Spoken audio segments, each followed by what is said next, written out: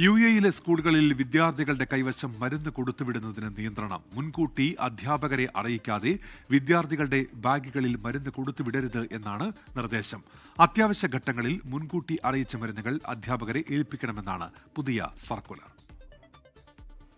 കുട്ടികളുടെ ആരോഗ്യത്തിനും സുരക്ഷയ്ക്കും ഊന്നൽ നൽകിയാണ് പുതിയ സർക്കുലർ.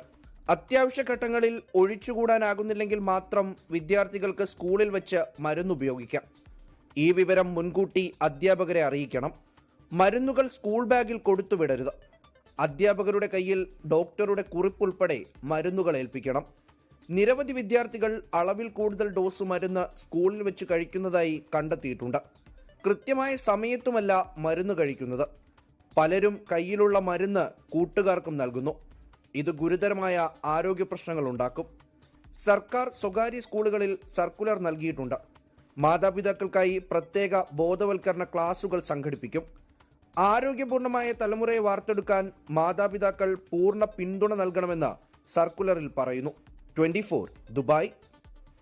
ലോകത്തെവിടെയായാലും ഏത് സമയത്തും 24 വാർത്തകളും ഓഗ്മെന്റഡ് റിയാലിറ്റി പാക്കേജുകളും എക്സ്പ്ലെയിനറുകളും വിശദമായി കാണാൻ ഞങ്ങളുടെ യൂട്യൂബ് ചാനൽ നിങ്ങൾക്ക് സബ്സ്ക്രൈബ് ചെയ്യാം.